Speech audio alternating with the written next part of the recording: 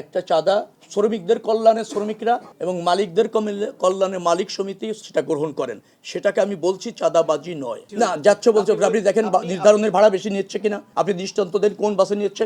AC বাসের মালিকরা এখানে বসে আছে। পরিবহন সেক্টর থেকে চাঁদা নিচ্ছে, আপনি আমাকে জানান, তাৎক্ষণিক ব্যবস্থা করে তাদেরকে শাস্তির আওতায় আনা হবে। আপনি নির্দিষ্ট করে বলেন কোন পরিবহন, প্লিজ কোন পরিবহন এখানে মালিকরা আছে, প্লিজ প্লিজ ভালোভাবে বলবেন, আমার কথা শুনুন আগে। না আপনি এখানে সেটা আনছেন কেন? আপনি জেনে বলেন, প্রশ্ন এখানে প্রসঙ্গের মধ্যে বলেন।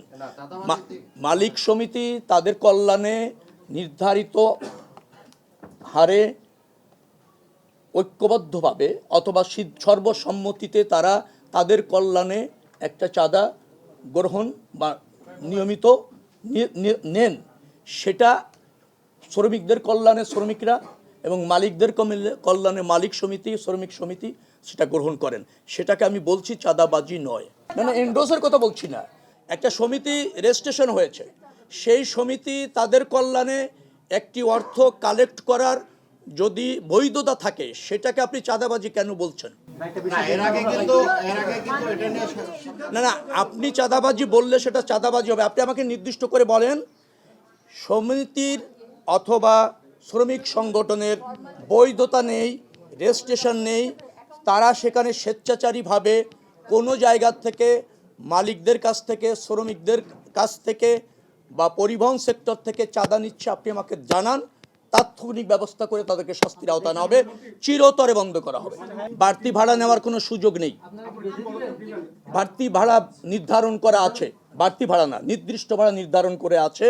সেই নির্ধারিত ভাড়ার চেয়ে 1 টাকা বেশি নিলে আমাদেরকে জ্ঞাত করেন, তার দৃষ্টান্তমূলক শাস্তি হবে এবং তার নিয়ন্ত্রণ যে কোনো মূল্যে করা হবে। না যাচ্ছে বলছে, আপনি দেখেন নির্ধারণের ভাড়া বেশি নিচ্ছে কিনা, আপনি দৃষ্টান্ত দেন কোন বাসে নিচ্ছে। এসি বাসের মালিকরা এখানে বসে আছে, ওই মালিক সমিতির লোকরা বসে আছে।